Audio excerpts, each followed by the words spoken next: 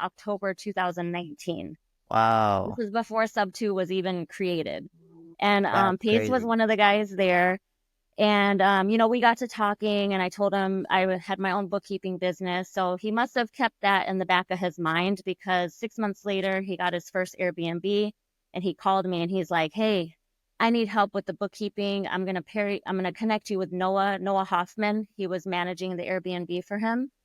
And so he connected me with Noah. I started helping Pace with his books. Then he introduced me to Cody Barton. I started doing all the bookkeeping for their partnership entities.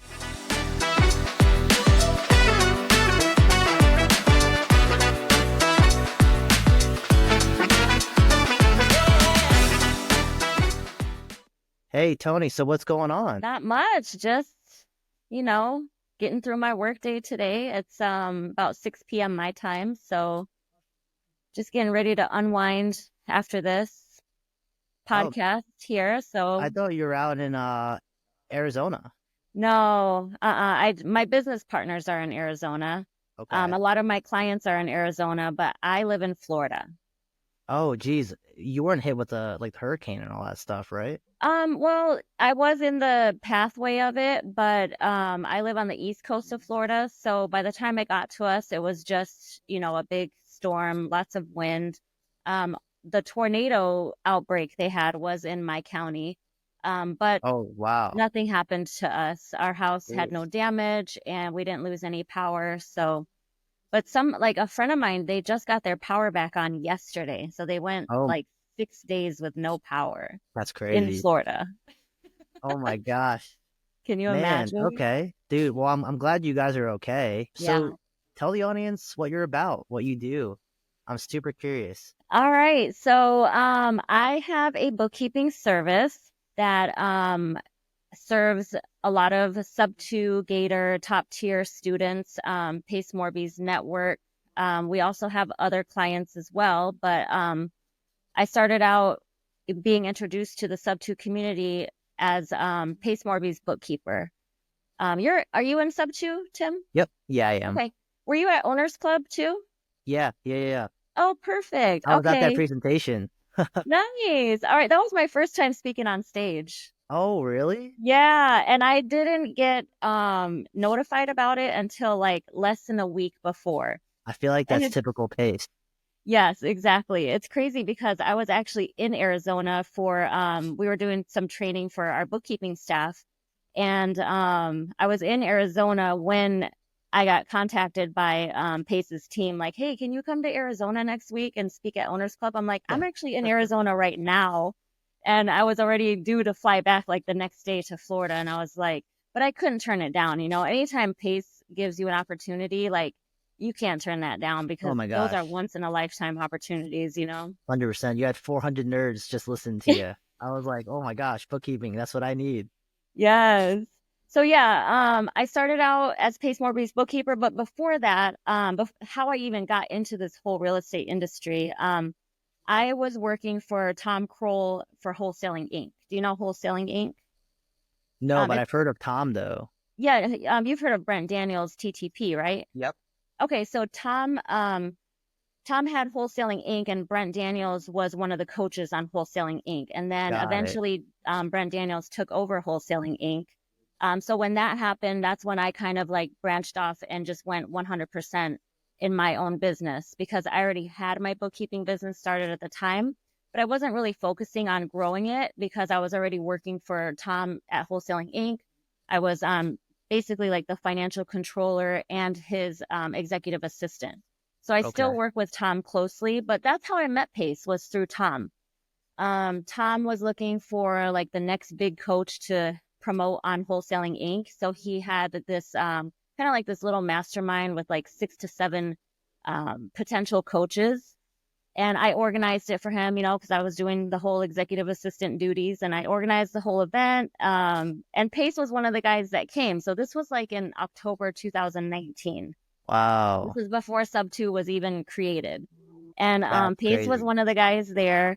And, we got to talking, and I told him had my own bookkeeping business. So he must have kept that in the back of his mind because 6 months later, he got his first Airbnb and he called me and he's like, "Hey, I need help with the bookkeeping. I'm gonna connect you with Noah Hoffman. He was managing the Airbnb for him. And so he connected me with Noah. I started helping Pace with his books. Then he introduced me to Cody Barton. I started doing all the bookkeeping for their partnership entities.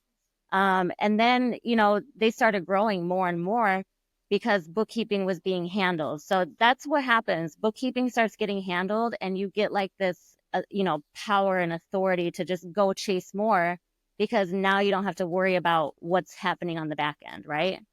So Right. that's what happened. So they went and like built all this stuff. And so eventually I had a virtual assistant helping me with everything. And they saw like how well I was able to get her trained up pretty much, doing everything I'm doing. It got to the point where she's doing everything and I'm just, managing and reviewing everything that she's doing. So we decided to see how we could help other business owners in that way, offering like a low cost, affordable bookkeeping service so that everybody could benefit from having a bookkeeper. Holy cow. And I'm guessing that was the birth of Start Virtual and all that. Yeah, so actually Start Virtual was already created, but they were doing just like cold calling and admin services. So Okay. we kind of like merged our services together. So they had the virtual assistants, I had the bookkeeping knowledge and experience, and we kind of just like brought them together and created kind of like a sister company of Start Virtual. Yeah, I love that. And I love how you talked about how it's affordable, right? Like some Yes. bookkeepers are expensive. Now, obviously, they're very, very important. But Yes. for someone that's like kind of just beginning in their real estate career or business, they can't afford that 500, $800, $900 a month bookkeeper. Exactly. And it's so important because, oh my gosh, like if you've never had a bookkeeper and you try to do your taxes, it is a nightmare. Trust me, I'm that guy. Yeah. So, I I it's run so across hard. the guys like that all the time, and ladies, not just guys. So It is so freaking important, and nobody really yeah, thinks about it, right? Of how important exactly. it is. So, are you still doing active bookkeeping, or are you just managing the businesses now? So I still have my own personal bookkeeping service where I have a handful of like high net worth clients like Pace and Tom and a couple others. But I kind of just put a cap to that and just stayed with them, mainly out of loyalty, and I know Right. too much at this point, and you know what I mean? So it's like, Yeah. and you build up this trust, especially people like that have a high net worth. Like it's hard for them to trust people. So you build up this trust, and I don't want to put them in a spot where they have to now figure out finding someone else to trust, So I do it out of Yeah. loyalty, and it's I can do it like the back of, it comes natural to me at this point. Yeah. I And I can't have even help with the imagine. tedious stuff. Yeah. I honestly, I can't imagine you handing over one of their books. Like, Exactly. it's Right. too It much. would be, it would be devastating to them. Like, oh no, please. So yeah. Yeah. So Did you always want to be in the real estate space, or did you just like end up just landing I in it? ended up here. Like I honestly, before I started working for Tom and for Wholesaling Inc., I was working at Club Med Resorts as the staff accountant. So I was a Got it. staff accountant, and I started as a staff accountant, and then before I left, I was the accounting manager of the whole Club Med Resorts. And what happened was my daughter was graduating high school, and she was going to a school here, a high school where it was for like advanced uh, academics. And Right. because it was out of our school zone, I had to pick her up and take her every day. So, be it that job being local, it was very flexible for me to do that. But once she graduated, I wanted to explore my options. And my idea was that I would get a job in West Palm Beach, which is like the nearest bigger city than where I live right now. And West Palm Beach paid more for the work that I do for accounting. So I was looking for a new job, and I came across this job ad on Indeed, and it was for an executive assistant. But as I'm reading the description, there was a lot of like finance and accounting tasks in there. And I was like, I can do everything that he needs done, but I've never managed a calendar, but I can learn that. I mean, it Yeah. can't be that difficult. So I contacted, I replied to the ad, sent my resume, and then I was contacted by his virtual assistant. I had never heard of a virtual assistant before. And I was like, this is weird. And she's like, yeah, he wants to meet with you at Starbucks, next Thursday, whatever. I was like, well, why can't we just meet at his office? And she's like, well, he doesn't have an office. He works from home. And I had never like, this was Oh, before wow. working from home was even a thing. So it was just Yeah. all sounding kind of scamish to me, you know? So I was still employed and I was gonna go on my lunch break to meet up with Tom at Starbucks. I'm like, okay. But the day came and I almost didn't go because I was really busy at work and I was like, this Wow. is a scam. I'm just gonna waste my time. I gotta drive across town. But then, I was having like a really stressful day at work. I was like, let me just get out of here. If anything, I'm gonna get a free coffee out of it, you know? Mhm. But luckily I went because I met Tom and we instantly clicked and he pretty much hired me on the spot. He just wanted me to interview with his wife next. That's what I love about him. He's very genuine, very respectful, and he knew that we were going to be working closely. So he wanted his wife's approval on who he's going to be working closely with. And so I met with Wow. her the next day. She was a sweetheart. We hit it off. And then I just started working for them and I still work for them. So Wow. Can you imagine if you didn't go to that I know. coffee? I think about that all the time because if I didn't go, I would have never worked for Wholesaling Inc. I would have Oh my never God. met Pace Morby. Like I think about that all the time. I wouldn't even be here talking about my bookkeeping business. I know it's literally crazy. Like, wow, that one moment in your life, like, Yes. drastically shifted your life path, which is absolutely awesome. I mean, I'm so happy that you did it because I get to talk to you Yeah. now. But my gosh, okay, so Yeah. you stumbled upon all that stuff, and I actually really like how he asked you to talk to his wife. Yeah. Me You know, too. I found that especially about the very books. like, Like you're like, hey, yeah. we're about to be like synergized together. So see if Yes. you go like her or not. I found that very like heartfelt, that shows that he cares about what his wife thinks and that is important. It 100%. shows true character. Yeah, I love that. Mhm. So what's going on now? Like what's next for you? So now I'm actually working on a new business that I just kind of did a soft launch for. It's Okay. called it's called Easy Peasy Lemon Squeezy. Okay. So basically I've shortened it. I call it EPLS. So Easy Peasy Lemon Squeezy is a report that I created with the help of Tom, because I've been working with Tom for so long and Tom is one of those like, high energy entrepreneurs that he doesn't have time to like figure out what a profit and loss is telling him. Yeah. He knows he's making money, but he knows he's spending money. He just doesn't have time to like actually understand what the P&L is saying. And a lot of people that don't um they're not accountants or in the finance industry, like once you show them a sheet with numbers, they're like, oh, don't show me Yeah. that. I feel So, you. yeah, so working together with him, providing him reports, he would ask me like, "Hey, can you make a report that shows me this chart, that shows me this, that shows it to me like a fifth grader can understand it?" So, using that feedback from him, I've created this system where I will take your profit and loss and balance sheet, and I'll create 7 to 8 different reports out of it that are basically just colorful charts and graphs. It's using your existing business finances, but it's showing it to you in a simplified way where you can just look at it and know instantly how your business is doing. Oh, wow. Is it like AI or just like Um, all your numbers? I need to figure out how to get AI involved, but right now it's not AI. It's more of like a manual process, but it's super easy. Like the steps that I built out. Somebody that's familiar with Excel and QuickBooks can put it together in like, I mean, if they're new, maybe like less than an hour. Oh, So that's actually really nice because these yeah. freaking statements are insane sometimes. Exactly. Yeah. And everybody that I've created one for is just completely mesmerized by it. They're like, wow, this is amazing. Like, I can really just flip through. So, Tom's idea is that we provide it to somebody and they print it out and they read it like the morning newspaper because it's that easy to read. So, Wow. I've had people that I've provided it to, they've printed it out, they're looking at it, they're like, wow, I had no idea giving me like my bookkeeper giving me a profit and loss and a balance sheet straight from QuickBooks. I don't understand what it's saying, but these charts and graphs tell me exactly what's going on and I understand it. Yeah, it's like you made this much money. Exactly. Perfect. Yes. Okay.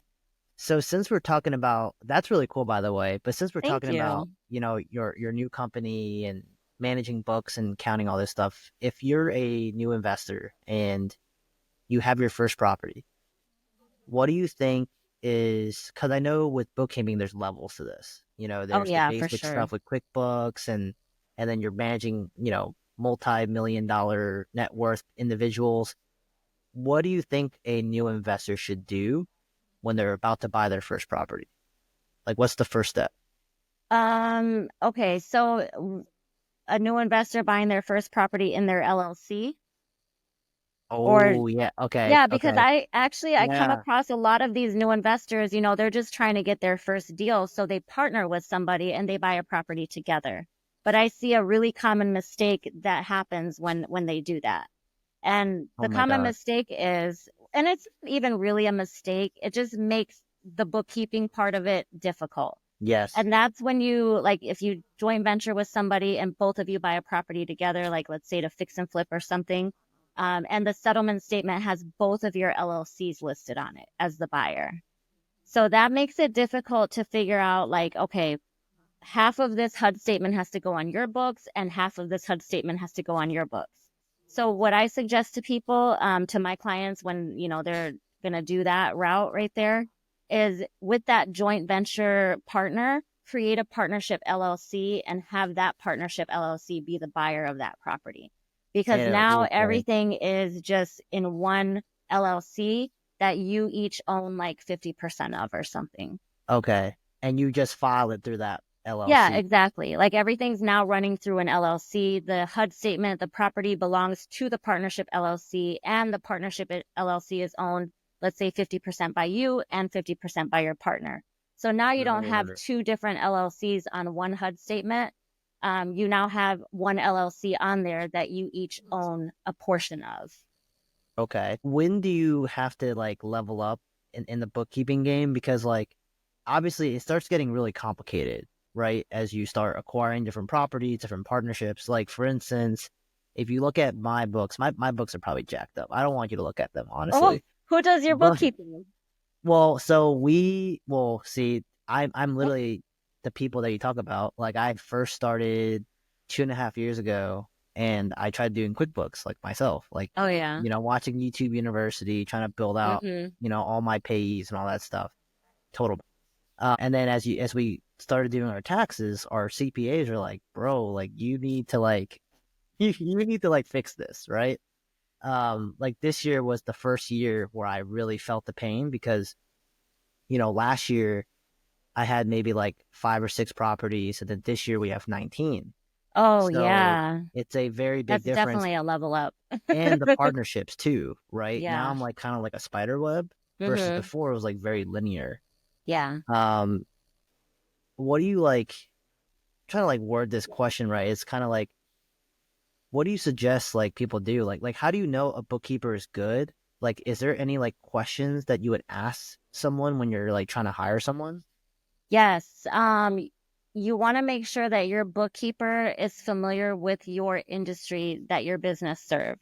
Because sure, you can go on Upwork and find somebody that knows how to use QuickBooks and says they have bookkeeping experience, Mhm. but you want to make sure that they have experience in your industry. So if you're a fix and flipper or you're a landlord with a huge rental portfolio, you want to make sure that your bookkeeper knows how to do bookkeeping, but also knows how to do bookkeeping for real estate investors.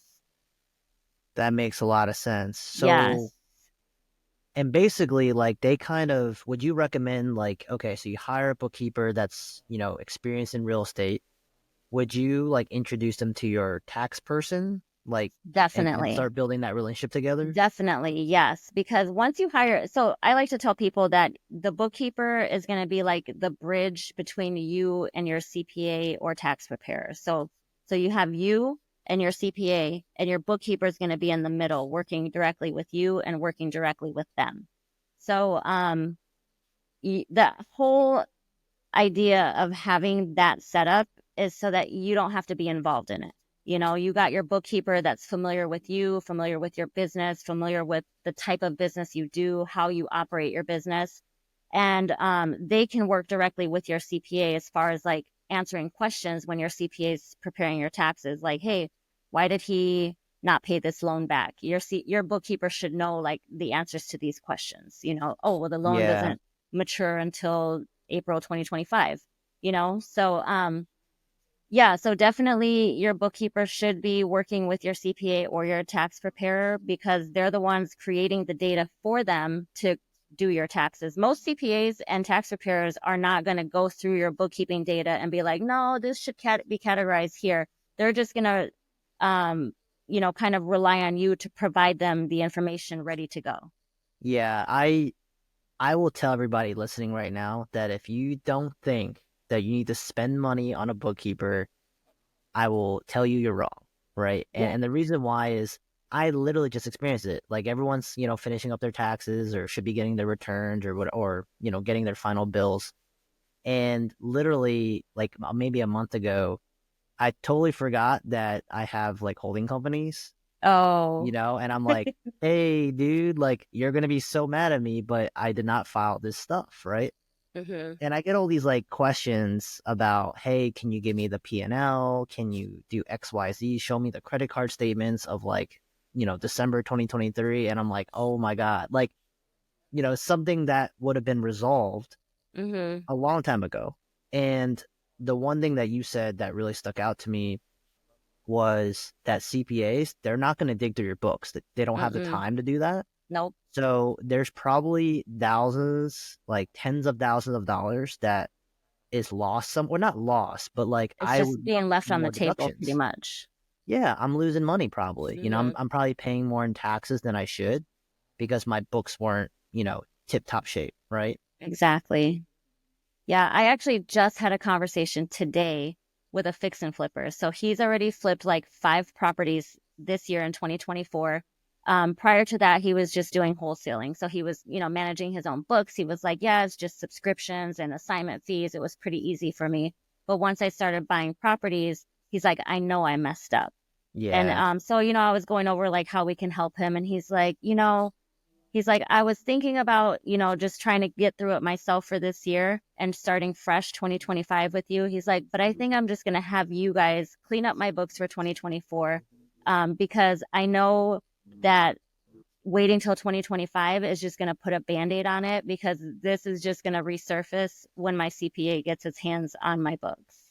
And I said, Oh you're my God. absolutely correct. Like you can either take care of it now, get those fix and flips, properly recorded, properly allocated, properly disposed off your books now, or you can wait until you give it to somebody to do your taxes and they're like, what the heck? I can't do your taxes without all the information.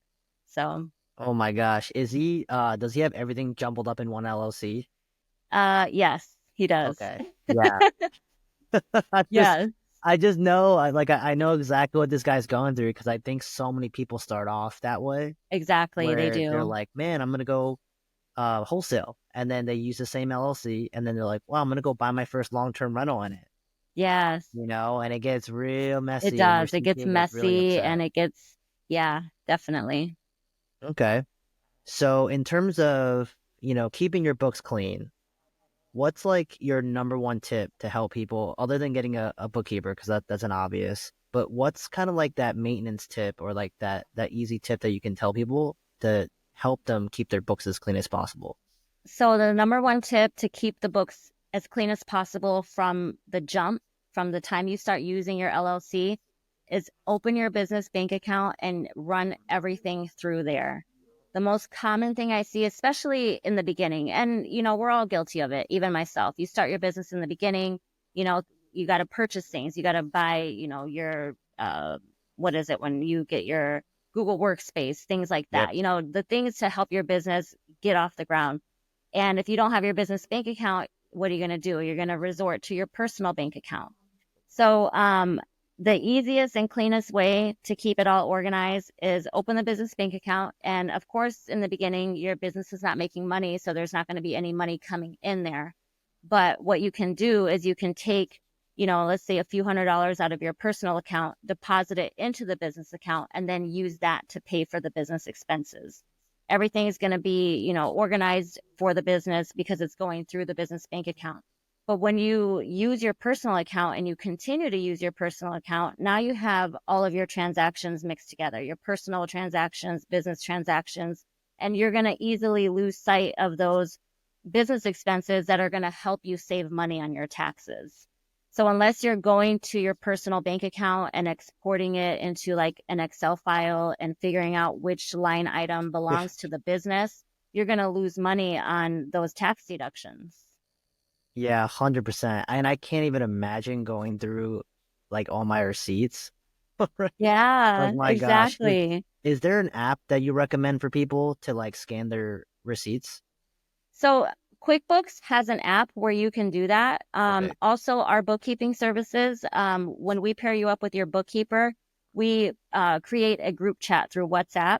And Oh, I tell all of my clients, like especially those that are doing fix and flips or have Airbnbs, if you're going out making purchases for those properties or any type of purchases that are business related, just snap a picture of your receipt, upload it to your group chat, and when your bookkeeper sees the transaction come through QuickBooks, they'll attach it to the transaction. So that receipt is always going to be an attachment in your QuickBooks.